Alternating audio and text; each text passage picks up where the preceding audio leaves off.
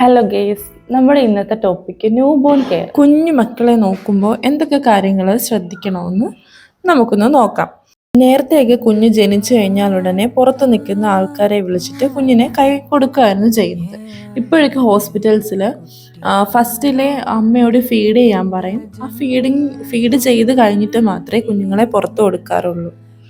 അതുകൊണ്ട് തന്നെ ഈ തൊട്ട് കൊടുക്കുക, ഈ ഗോൾഡ് അരച്ചു കൊടുക്കുക, ഹണി കൊടുക്കുക, ഇതുപോലുള്ള കാര്യങ്ങളൊന്നും ഇപ്പം ഹോസ്പിറ്റൽസ് അങ്ങനെ ചെയ്യാൻ സമ്മതിക്കാറില്ല. അതൊരു കണക്കിന് നല്ലതാണ്. പിന്നെ നമ്മൾ ശ്രദ്ധിക്കേണ്ട കാര്യം, കുഞ്ഞിന് ഫസ്റ്റിൽ നമ്മൾ കുഞ്ഞിനെ എങ്ങനെ കിടത്തണമെന്ന് നോക്കാം. കുഞ്ഞിനെ എന്തൊക്കെ ഡ്രസ്സ് ഇടിക്കണം അങ്ങനെ നമുക്ക് നോക്കാം. സാധാരണ നമ്മുടെയൊക്കെ നാട്ടിലെ കുഞ്ഞുങ്ങൾക്ക് ന്യൂ ബോൺസിന് ഇടുന്ന ഡ്രസ്സ് ഇല്ല കെട്ടുടുപ്പ് എന്ന് പറയും. അങ്ങനത്തെ ഉടുപ്പുകളാണ് കുട്ടികൾക്ക് കൂടുതലും യൂസ് ചെയ്യാറ്. ശരിക്കും അതാണോ യൂസ് ചെയ്യേണ്ടത്? അമ്മയുടെ വയറ്റിൽ ഒരു 36 ഡിഗ്രി സെറിയിലൊക്കെ കിടക്കുന്ന കുട്ടി പെട്ടെന്ന് പുറത്ത് ജനിച്ചു കഴിയുമ്പോൾ നമ്മുടെ ഈ നോർമൽ ടെമ്പറേച്ചറുമായിട്ട് അവരൊന്ന് ഒന്ന് സെറ്റ് ആവാൻ കുറച്ച് സമയം എടുക്കും. അപ്പം നമ്മൾ ഫസ്റ്റിലെ ന്യൂ ബോൺസിനെ കിടത്തേണ്ടത് എങ്ങനെയാണെന്ന് വെച്ചാൽ, അവർക്ക് നല്ല ഡ്രസ്സ് ഇട്ട് കൊടുക്കുക. നല്ല ഡ്രസ്സ് ഇട്ട് കൊടുക്കുക മീൻസ് ഫുൾ കവർ ചെയ്യുന്ന ടൈപ്പ് ഡ്രസ്സ് ഇട്ട് കൊടുക്കുക. അതിന് ബെസ്റ്റായിട്ട് നമുക്ക് റോംബർ യൂസ് ചെയ്യാം.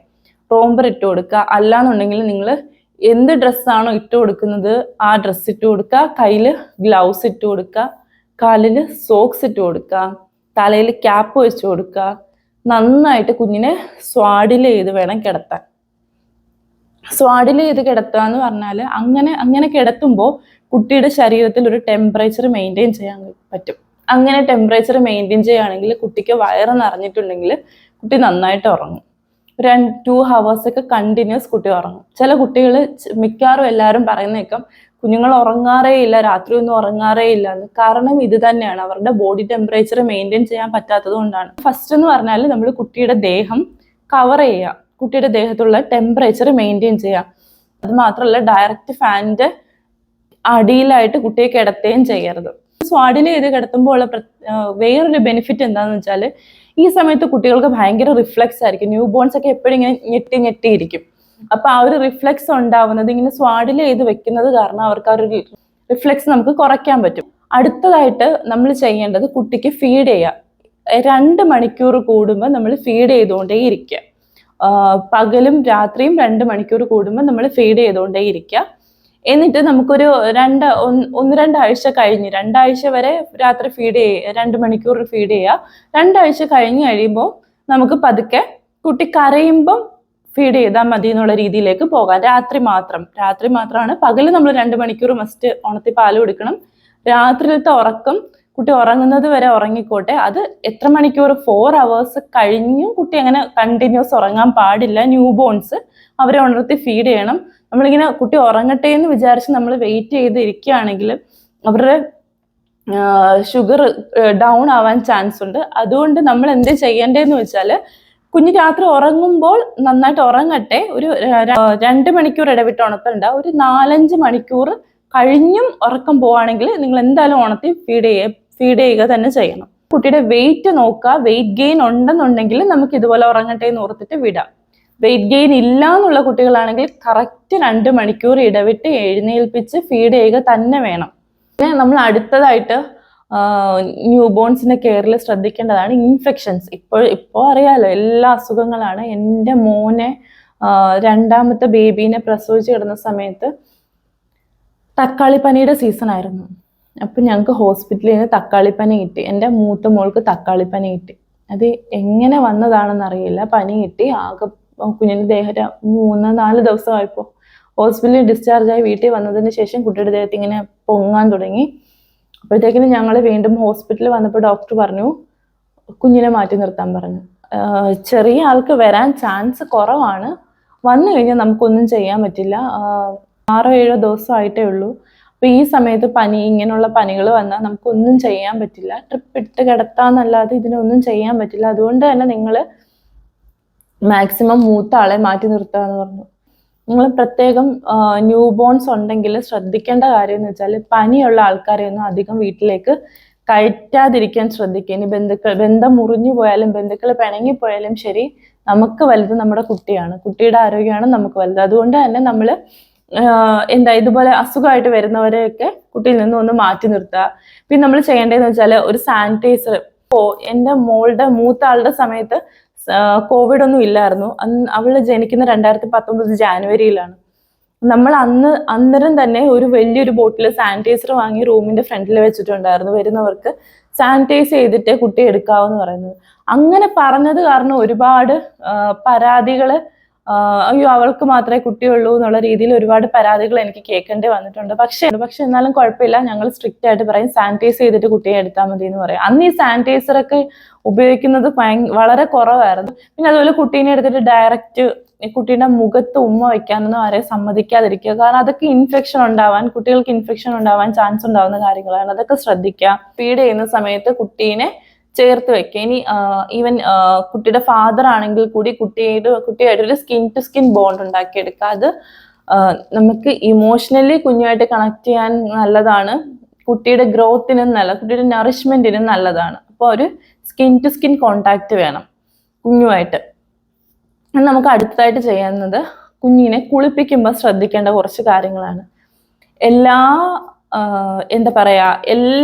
സ്ത്രീകളും പ്രസവം കഴിയാറാവുന്ന സമയത്ത് നമ്മുടെ വീട്ടുകാർ കുഞ്ഞിനെ കുളിപ്പിക്കാനായിട്ടൊരാളെ വിളിക്കും. ഇപ്പോഴൊക്കെ അംഗീകൃതമായിട്ടുള്ള ഏജൻസീസ് ഒക്കെ വിടുന്ന ആൾക്കാരുണ്ട്. അവരുടെ കാര്യമല്ല ഞാൻ പറയുന്നത്. നമ്മുടെ നാട്ടിൻപുറത്ത് കാണുന്ന സാധാരണക്കാരുണ്ട്. ഇതുപോലെ ഈ ചില ആന്റിമാരൊക്കെ കുഞ്ഞുങ്ങളെ കുളിപ്പിക്കാനും അമ്മമാരെ കുളിപ്പിക്കാനും ഒക്കെ വരും. അത് കുളിപ്പീരാണോ പീഡനമാണോ എന്ന് എനിക്ക് ഇന്ന് വരെ തിരിച്ചറിയാൻ പറ്റിയിട്ടില്ല. എനിക്ക് എന്തായാലും അതൊരു കുളിപ്പീരായിട്ട് തോന്നിയിട്ടില്ല, പീഡനമായിട്ട് തന്നെയാണ് എനിക്ക് തോന്നിയത്. അതുമാതിരിയാണ് ആ ഒരു ന്യൂബോൺ ബേബിയോടായാലും അമ്മയോടാണെങ്കിലും കാണിക്കുന്നത്. ഞങ്ങളുടെ കേസിൽ പറയുകയാണെങ്കിൽ കുഞ്ഞിനെ കുളിപ്പിക്കാൻ കൊടുത്തു. പക്ഷേ ഈ പറഞ്ഞ ഉഴിച്ചിലും പിഴിച്ചിലും കടച്ചിലിനും ഒന്നും ഞാൻ എൻ്റെ കുഞ്ഞിനെ കൊടുത്തില്ല. പക്ഷേ എന്നോട് എല്ലാവരും പറഞ്ഞു നമ്മൾ ഈ സമയത്ത് റെസ്റ്റ് എടുക്കണം, അല്ലെങ്കിൽ നമ്മുടെ ബോഡി ഒലഞ്ഞിരിക്കുകയാണ്, മസാജ് ചെയ്യണം, അങ്ങനെ ചെയ്തില്ല എന്നുണ്ടെങ്കിൽ നമുക്ക് എന്തൊക്കെയോ സംഭവിക്കും എന്നൊക്കെ പറഞ്ഞു. അതുകൊണ്ട് ഞാൻ വീട്ടുകാരുടെ പ്രഷറിൽ എന്നെ കുളിപ്പിക്കാൻ സമ്മതിച്ചു. പക്ഷെ കുഞ്ഞിന്റെ കാര്യങ്ങൾ ഞാൻ പറയുന്നതിനപ്പുറം ചെയ്യാൻ പാടില്ല എന്ന് സ്ട്രിക്റ്റ് ആയിട്ട് അവരോട് പറഞ്ഞു. എന്നിട്ട് കുഞ്ഞിന്റെ കെയർ, കുഞ്ഞിന്റെ മസാജിങ്, അങ്ങനെയുള്ള കാര്യങ്ങളൊക്കെ നമ്മുടെ മുമ്പിൽ വെച്ചിട്ട് തന്നെ ജെന്റിൽ മസാജ് കുഞ്ഞിന് കൊടുത്തിട്ടുള്ളൂ. പിടിച്ചുടക്കലൊന്നും ചെയ്തിട്ടില്ല. സാധാരണ നമ്മുടെ നാട്ടിൽ എന്താ ചെയ്യാന്നറിയോ, ഇതൊരു കുഞ്ഞിനെ ഇങ്ങനെ കിടത്തിയിട്ട്, നേരെ ഇങ്ങനെ കിടത്തിയിട്ട് കുഞ്ഞിനെ ഇങ്ങനെ കിടത്തിയിട്ട് ഈ മൂക്കുണ്ടല്ലോ, ഈ മൂക്ക് പിടിച്ചിട്ട് ഇങ്ങനെ ഇവിടുന്ന് പിടിച്ചിട്ട് ഇങ്ങനെ ഇവിടുന്ന് ഇങ്ങനെ പിടിച്ച് ഇങ്ങനെ ഇവിടം വരെ കൊണ്ടുവരും. അത് ചെറിയ പിടിയൊന്നും അല്ല, നല്ല ഇങ്ങനെ പിടിച്ച് ഇങ്ങനെ വെക്കും. ആ സമയത്ത് കുഞ്ഞിന്റെ ഒരു നിലവിളിയുണ്ട്. ആ നിലവിളി കേൾക്കുമ്പം ഏതൊരു അമ്മമാരുടെ നെഞ്ചൊന്ന് ഇടിക്കും. പിന്നെ അതുപോലെ ഈ പുരികം ഇങ്ങനെ ചെയ്യും. പിന്നെ ഈ മോണ താഴ്ത്താൻ വേണ്ടി, ഇനി വരുന്ന പല്ല് ഉന്താതിരിക്കാൻ വേണ്ടി അവർ ഈ തള്ളവിരൽ വെച്ചിട്ട് ഇങ്ങനെ മോണ ഇങ്ങനെ അമർത്തും. ഞാൻ ഇതൊക്കെ ലൈവ് കണ്ടിട്ടുണ്ട് കുഞ്ഞുങ്ങളെ ചെയ്യുന്നത്, കണ്ട് ഞാൻ കരഞ്ഞിട്ടുണ്ട്. ഇങ്ങനെ കൈ വെച്ചിട്ട് പല്ല് ഇങ്ങനെ താക്കും. അതിനുശേഷം ചെയ്യുന്നത് തല ഇങ്ങനെ കയ്യിൽ പിടിച്ചിട്ട് ഇങ്ങനെ ഇട്ട് ഉരുട്ടല. എന്തിനാ? തല നേരെയാവാൻ. തല നേരെ തനിയെ ആയിക്കോളും. നമ്മൾ ഈ പിടിച്ച് ഉരുട്ടേണ്ട ആവശ്യമില്ല. പിടിച്ചിങ്ങനെ ഉരുട്ടിക്കൊണ്ടേയിരിക്കും. തല നേരെയാവാനാ ചെയ്യുന്നത്. പിന്നെ ഈ കയ്യിൽ പിടിച്ചിട്ട് കുഞ്ഞിനെ ഇങ്ങനെ നിർത്തല്ല, ഇങ്ങനെ പിടിച്ച് കയ്യിൽ പിടിച്ച് ഇങ്ങനെ പൊക്കും, തിരിച്ച് താക്കും, പിന്നെ ഇങ്ങനെ പൊക്കും. ഇങ്ങനെയാണ് ചെയ്യാറ്. കയ്യിൽ പിടിച്ചിട്ട് ഇങ്ങനെ പൊക്കും. പിന്നെ ഈ കാല് രണ്ടും ഇങ്ങനെ വളച്ച് ഇങ്ങനെ സ്ട്രെയിറ്റ് ആക്കും. കുട്ടികൾ ഇങ്ങനെ ന്യൂ ബോൺ ടൈമിൽ ഇങ്ങനെ കാല് പൊക്കി ഇങ്ങനെ വെച്ചിട്ടായിരിക്കും കിടക്കല്. അപ്പൊ ഈ കാല് പിടിച്ചിട്ട് ഇങ്ങനെ സ്ട്രെയിറ്റ് ഇങ്ങനെ കാല് പിടിച്ചിങ്ങനെ തിരിക്കും. എന്തിനാണെന്ന് എനിക്കറിയില്ല, ഇങ്ങനെ ചെയ്യാറുണ്ട്. പിന്നെ കുളിപ്പിക്കുന്ന കാര്യം പിന്നെ പറയണ്ടല്ലോ. പിന്നെ പൊക്കിളിൽ ഇങ്ങനെ വെള്ളം വെച്ചിട്ട് ഇങ്ങനെ നഖം വെച്ചിട്ട് വിരല് വെച്ചിട്ട് പൊക്കിള് താത്ത് വിടും. എന്തിനാണെന്ന് എനിക്കറിയില്ല. കുളിപ്പിച്ച് സ്റ്റാർട്ട് ചെയ്യുന്നത് പൊക്കിൾ കൊടി വീണതിന് ശേഷമാണ്. അതങ്ങനെ പറയുന്നത് എന്തിനാന്ന് വെച്ചാല് അതിനകത്ത് ഇൻഫെക്ഷൻ ഒന്നും ഉണ്ടാവാതിരിക്കാൻ വേണ്ടിയിട്ടാണ്. പൊക്കിൾ കൊടി വീണതിന് ശേഷം മാത്രമേ കുഞ്ഞിനെ കുളിപ്പിക്കാവൂ എന്ന് പറയുന്നത്. അപ്പൊ കുഞ്ഞിനെ കുളിപ്പിക്കുമ്പോൾ നമ്മൾ ശ്രദ്ധിക്കേണ്ട കാര്യം എന്താണെന്ന് വെച്ചാൽ മസാജ് ചെയ്യുക, ജെന്റിലായിട്ട് മസാജ് ചെയ്യുക.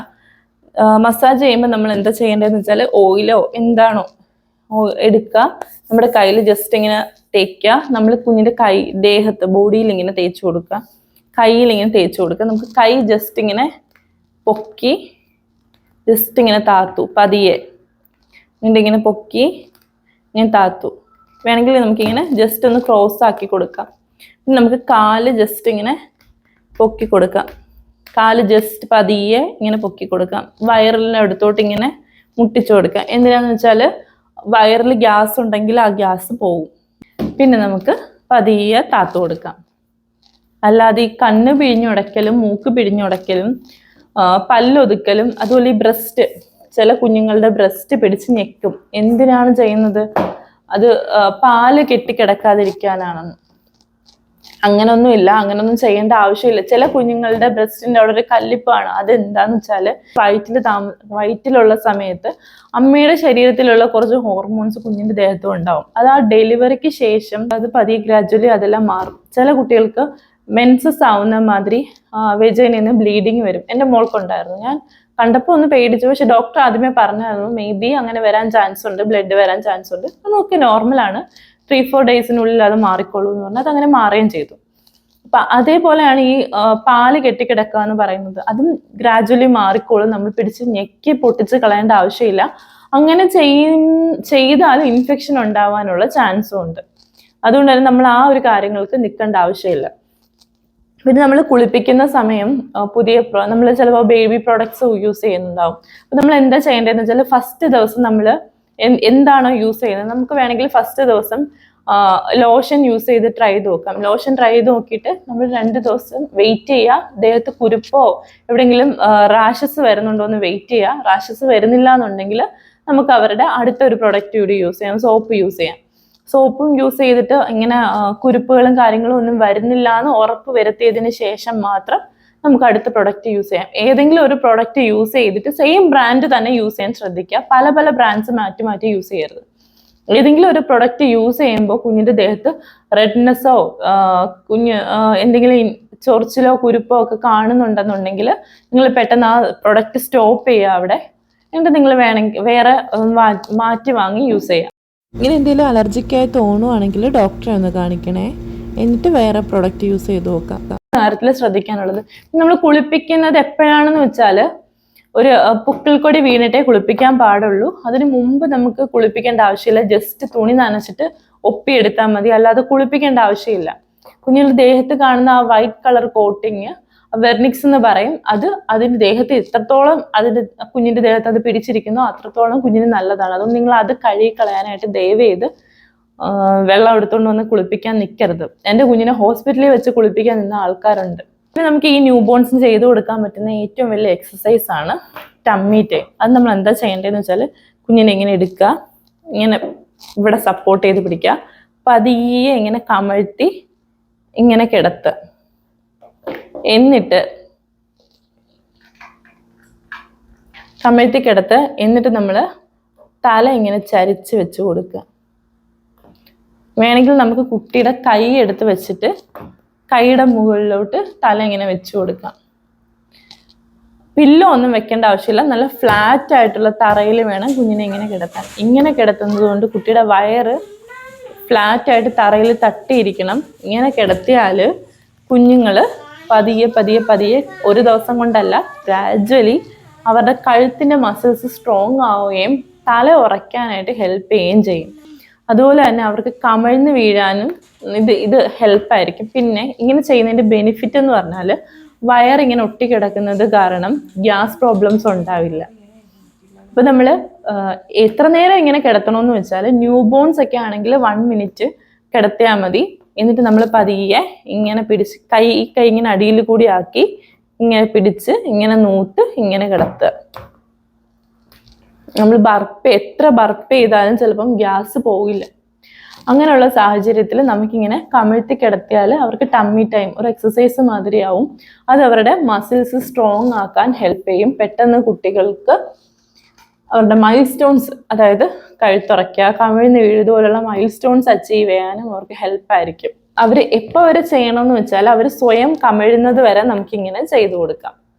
നമ്മൾ ഫീഡ് ചെയ്ത് കഴിഞ്ഞിട്ട് കുട്ടീനെ ബർപ്പ് ചെയ്യുക. ബർപ്പ് ചെയ്യുമ്പോൾ നമ്മൾ ശ്രദ്ധിക്കേണ്ടതെന്ന് വെച്ചാൽ നമുക്ക് ആദ്യം ഫീഡിങ് പൊസിഷനൊക്കെ കറക്റ്റ് ചെയ്യേണ്ടതുണ്ട്. അത് നമ്മൾ വേറൊരു വീഡിയോ ആയിട്ട് ചെയ്യാം. ഫീഡ് ചെയ്യുക, ഇങ്ങനെ തോളത്തെടുത്ത് ഇങ്ങനെ വെക്കുക. ഒന്നെങ്കിൽ ഈ കൈ തലയിൽ സപ്പോർട്ട് ചെയ്യുക, ഈ കൈ വെച്ച് കാലിൽ ഇങ്ങനെ കിടത്തുക. ഇങ്ങനെ ഈ കൈ ഇവിടെ പിടിക്കുക, ഇങ്ങനെ പിടിക്കുക, ഇങ്ങനെ കാല് കിടത്തിയിട്ട് ഇങ്ങനെ താഴെ ഇങ്ങനെ മേലോട്ട് ഇങ്ങനെ പിടിക്കുക. കുട്ടീനെ കഴുത്തിൽ പിടിക്കരുത്, ഇങ്ങനെ പിടിക്കുക, തലയും സപ്പോർട്ട് ചെയ്ത്. എന്നിട്ട് ഇങ്ങനെ ബർപ്പ് ചെയ്ത് കൊടുക്കുക.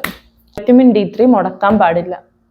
വൈറ്റമിൻ ഡെഫിഷ്യൻസി ഉണ്ടാവാതിരിക്കാൻ വേണ്ടി നമ്മൾ ഹോസ്പിറ്റലിൽ D3 ഡ്രോപ്സ് വരും. 1 വയസ്സ് വരെ നമ്മൾ മുടക്കാതെ വൈറ്റമിൻ D3 കുഞ്ഞുങ്ങൾക്ക് കൊടുക്കണം. വാക്സിൻസ് ഒന്നും മിസ്സാവാതെ നമ്മൾ ഫോണിൽ ഒന്ന് അലാം വെച്ചേക്കുക. അല്ലാന്നുണ്ടെങ്കിൽ നമ്മൾ എപ്പോഴും ചെക്ക് ചെയ്യുക, ഏതെങ്കിലും വാക്സിൻ മിസ്സായോന്ന് എപ്പോഴും ചെക്ക് ചെയ്തുകൊണ്ടിരിക്കുക. മാക്സിമം പൗഡർ, കൺമഷി അതുപോലുള്ള സാധനങ്ങൾ ഉപയോഗിക്കാതിരിക്കുക. പൗഡർ ഉപയോഗിക്കുന്നത് വഴി അവർക്ക് അലർജി ഉണ്ടാവാനുള്ള ചാൻസ് ഉണ്ട്. പൗഡർ പഫൊക്കെ വെച്ച് ഉപയോഗിക്കുകയാണെങ്കിൽ നന്നായിട്ട് ഉള്ളിലോട്ട് പോവുകയും ചെയ്യും. അവർക്കത് ഭയങ്കര ഇറിറ്റേറ്റ് ആവുകയും ചെയ്യും. പൗഡർ യൂസ് ചെയ്യേണ്ട ആവശ്യമില്ല. അതുപോലെ തന്നെ കരിയും യൂസ് ചെയ്യേണ്ട ആവശ്യമില്ല. കുഞ്ഞുങ്ങൾക്ക് കരി വരച്ചു എന്ന് പറഞ്ഞ് പുരുകം വരാൻ പോകുന്നില്ല. കരി വരച്ചില്ല എന്ന് പറഞ്ഞ് പുരുകം വരാതെ ഇരിക്കുന്നില്ല. ഈ നമുക്കുണ്ടാവുന്ന ഫീച്ചേഴ്സ് കണ്ണിന്റെ ഷേപ്പ് ആയിക്കോട്ടെ, മൂക്കിന്റെ ഷേപ്പ് ആയിക്കോട്ടെ, ചുണ്ടിന്റെ ഷേപ്പ് ആയിക്കോട്ടെ, എല്ലാം നമ്മൾ പിടിച്ച് മസാജ് ചെയ്താലേ ഉരുട്ടിയെടുക്കാൻ പറ്റും. അങ്ങനെയൊന്നും അല്ല. ജനിക്കുമ്പോൾ അവരുടെ ഫീച്ചേഴ്സ് തന്നെയായിരിക്കും അവർക്ക് വളരുമ്പോഴും. പിന്നെ നമ്മൾ ഏറ്റവും വലിയ വീടുകളിൽ അടി നടക്കാൻ പോകുന്ന ഒരു കാര്യമാണ് ഡയപ്പർ യൂസ് ചെയ്യുമ്പോഴത്തേക്കിനും അതെന്തൊക്കെയോ മഹാപാപം കുഞ്ഞുങ്ങളോട് ചെയ്യുന്ന മാതിരിയാണ് പല ആൾക്കാരും കാണുന്നത്. അതിൻ്റെ ഒരു ആവശ്യമില്ല. നമ്മൾ ഈ തുണി യൂസ് ചെയ്യുന്നതിനെക്കാട്ടിലും സേഫ് ആണ് ഡയപ്പർ. തുണിയിൽ നമ്മൾ എത്ര വാഷ് ചെയ്താലും ചിലപ്പോൾ എന്തെങ്കിലുമൊക്കെ ഇൻഫെക്ഷൻ ഉണ്ടാവാൻ ചാൻസ് ഉണ്ട്. അല്ലെങ്കിൽ തന്നെ ഈ തുണി ഉപയോഗിച്ച് കഴിഞ്ഞാൽ പെട്ടെന്ന് മാറ്റിക്കൊണ്ടേ ഇരിക്കണം. അതുമാതിരി യൂറിൻ പാസ് ചെയ്യും. നമ്മളൊന്ന് ഫീഡ് ചെയ്ത് കുട്ടി ഒന്ന് ഉറങ്ങി വരുമ്പോഴേക്കും മൂത്രം ഒഴിക്കുന്നത്, അപ്പോഴേ കഴിഞ്ഞു. അത് വീണ്ടും എണീറ്റ് കരയാൻ തുടങ്ങും. അല്ല, ഡയപ്പർ ആണെന്നുണ്ടെങ്കിൽ 1-2 യൂറിനൊക്കെ അത് ഹോൾഡ് ചെയ്ത് വെക്കും. അതുകൊണ്ട് തന്നെ നമുക്ക് അത്രയും ബുദ്ധിമുട്ടില്ല. പിന്നെ ഈ ഡയപ്പർ റാഷ് ഉണ്ടാവുന്ന എപ്പോഴാണെന്ന് വെച്ചാൽ ഈ ഡയപ്പർ ചേഞ്ച് ചെയ്യാതിരിക്കുക. 2-3 hours ഒക്കെ കണ്ടിന്യൂസ് ഡയപ്പർ ചേഞ്ച് ചെയ്യാതിരിക്കും. ചില ആൾക്കാർ 4-5 മണിക്കൂറൊക്കെ ഡയപ്പർ വെച്ച് കൊടുക്കും. കുറച്ച് യൂറിനല്ലേ ഉള്ളൂ, കുറച്ചും കൂടി ആവട്ടെ എന്ന് പറഞ്ഞ് വെച്ചുകൊണ്ടിരിക്കുന്നവരുണ്ട്. ചില ആൾക്കാർ മോഷൻ പോയാലും ക്ലീൻ ചെയ്യാതെ വെച്ചുകൊണ്ടിരിക്കുന്നവരുണ്ട്. അങ്ങനെ ചെയ്യരുത്. നമ്മൾ കുഞ്ഞു ഡയപ്പർ ചീത്തയാക്കി കഴിഞ്ഞാൽ, യൂറിൻ പോയി നമുക്ക് തോന്നുവാണെന്നുണ്ടെങ്കിൽ അത് അപ്പോഴേ മാറ്റിക്കളയാ വേണ്ടത്. ഡയപ്പർ റാഷ് ഉണ്ടാവുകയാണെങ്കിൽ നമ്മൾ എന്താ ചെയ്യുക, ആ ഏരിയയിൽ കുറച്ച് ഓയിൽ തേച്ച് കൊടുക്കുക. അല്ലാന്നുണ്ടെങ്കിൽ റാഷ് ക്രീം വാങ്ങാൻ കിട്ടും. നമുക്ക് ഡോക്ടറുടെ പ്രിസ്ക്രിപ്ഷനിൽ വാങ്ങാം. അല്ലാന്നുണ്ടെങ്കിൽ നമുക്ക് ഒരുപാട് ബ്രാൻഡ്സിന്റെ ഡയപ്പർ റാഷ് ക്രീം അവൈലബിൾ ആണ്. അപ്പം നല്ലൊരു ബ്രാൻഡ് നോക്കി യൂസ് ചെയ്യുകയാണെങ്കിൽ അത് നല്ലതാണ്. നമ്മൾ എന്ത് ചെയ്യേണ്ടതെന്ന് വെച്ചാൽ കുഞ്ഞിന്റെ ഈ വക കാര്യങ്ങളാ കുറച്ച് കഴിഞ്ഞ് മാറ്റാം. അങ്ങനെ നമ്മൾ മടി പിടിച്ചിരിക്കാതെ ചീത്ത ആയിക്കഴിഞ്ഞാൽ, മോഷൻ പൊയ്ക്കഴിഞ്ഞാൽ അപ്പോഴേ ചേഞ്ച് ചെയ്ത് കൊടുക്കുക. ക്ലീൻ വാട്ടറിൽ നല്ല വെള്ളത്തിൽ വാഷ് ചെയ്ത് കൊടുക്കാൻ പറ്റുമെങ്കിൽ അതാണ് നല്ലത്. ഒന്ന് വാഷ് ചെയ്ത് കൊടുക്കുക. ഇല്ലെന്നുണ്ടെങ്കിൽ വൈപ്സ് വെച്ച് ക്ലീൻ ചെയ്യുക, നന്നായിട്ട് ഡ്രൈ ആക്കുക. എന്നിട്ട് പറ്റുമെങ്കിൽ ഒന്ന് റാഷ് ക്രീം അപ്ലൈ ചെയ്ത് കൊടുക്കുക. എന്നിട്ട് ഡയപ്പർ വീണ്ടും ഇട്ട് കൊടുക്കുക. റാഷ് ക്രീം ഡയപ്പർ റാഷ് വരുമ്പോൾ മാത്രം യൂസ് ചെയ്യാനല്ല, നമുക്കൊരു മോയ്സ്ചറൈസർ പോലെ റാഷ് ക്രീം യൂസ് ചെയ്ത് കൊടുക്കുക. ചില സാഹചര്യത്തിൽ കുഞ്ഞുങ്ങൾ നിർത്താതെ കരയും, വല്ലാണ്ട് വോമിറ്റ് ചെയ്യും. സാധാരണ കവിട്ടിലല്ല, വല്ലാണ്ട് വോമിറ്റ് ചെയ്യുക, പിന്നെ നിർത്താണ്ട് കരയുക, ദേഹത്തിന്റെ കളർ ബോഡി കളർ ചേഞ്ച് ചെയ്യുക. ഇങ്ങനെയൊക്കെ എന്തെങ്കിലും ഉണ്ടെന്നുണ്ടെങ്കിൽ നിങ്ങൾ അത്യാവശ്യം ഡോക്ടറെ കാണിക്കുക. ഇപ്പം എൻ്റെ മോന്റെ കാര്യം പറയുകയാണെങ്കിൽ അവൻ ഒരു ദിവസം രാത്രി കരഞ്ഞു, നന്നായിട്ട് കരഞ്ഞു. അത് കഴിഞ്ഞിട്ട് രാത്രി ഭയങ്കര കരച്ചിലായിരുന്നു. അപ്പൊ ഞങ്ങൾ എന്ത് ചെയ്തെന്ന് വെച്ചാൽ അടുത്തുള്ളൊരു ഹോസ്പിറ്റലിൽ കൊണ്ടുപോയി അവര് നോക്കിയിട്ട് കുഴപ്പമൊന്നുമില്ല, ഗ്യാസാന്ന് പറഞ്ഞിട്ട് അവർ വിട്ടു. വീട്ടിൽ വന്നു കഴിഞ്ഞിട്ട് കുഞ്ഞ് ഭയങ്കര കരച്ചിൽ, ഉറങ്ങാതെ കരഞ്ഞോണ്ടിരിക്കുക. വെളുപ്പിനായപ്പോഴും കരഞ്ഞോണ്ടിരിക്കണം. അപ്പൊ എൻ്റെ അമ്മ, പഴയ ആൾക്കാരല്ലേ, അവർക്ക് വിശ്വാസമാണ് വലുത്. അവര് ഇങ്ങനെ ഓതലും അതും ഇതൊക്കെ തുടങ്ങി. ഞാൻ പറഞ്ഞില്ല, നമുക്ക് ഹോസ്പിറ്റലിൽ പോകാം. വെളുപ്പിന് 4 മണിക്കാണ്. ഹോസ്പിറ്റലിൽ പോകാന്ന് പറഞ്ഞപ്പം ഫസ്റ്റില് ഓതി നോക്കാന്ന് പറഞ്ഞു. ഞാൻ സമ്മതിച്ചില്ല. ഇല്ല, ഹോസ്പിറ്റലിൽ പോയാൽ പറ്റത്തുള്ളൂ എന്ന് പറഞ്ഞ് വാശി പിടിച്ച് ഹോസ്പിറ്റലിൽ പോയേ പറ്റത്തുള്ളൂ എന്നും പറഞ്ഞ് വാശി പിടിച്ച് ലൈഫ് ലൈനിൽ പോയി നോക്കിയപ്പോൾ കുഞ്ഞിന്റെ ചെവി വേദനയായിരുന്നു. കുഞ്ഞിന് ചെവി വേദന എടുത്തിട്ടാണ് കുഞ്ഞ് കരഞ്ഞത്. അത് 2 ഡ്രോപ്സ് മരുന്ന് ചെവിയിൽ ഇറ്റിച്ചു കൊടുത്തപ്പോൾ അത് കഴിഞ്ഞു. അതോടെ അവന്റെ കരച്ചിലും കഴിഞ്ഞു. അപ്പൊ നമ്മൾ നല്ല ട്രീറ്റ്മെന്റ് ഉള്ള ഫസ്റ്റിലെ നമ്മൾ നല്ലൊരു പീഡിയാട്രീഷ്യനെ കണ്ടുപിടിച്ച് വെക്കേണ്ടത് അത്യാവശ്യമാണ്. നമുക്ക് എപ്പോഴാണ് ഹോസ്പിറ്റലിലോട്ട് പോകേണ്ടത് വരുന്നതെന്ന് പറയാൻ പറ്റില്ല.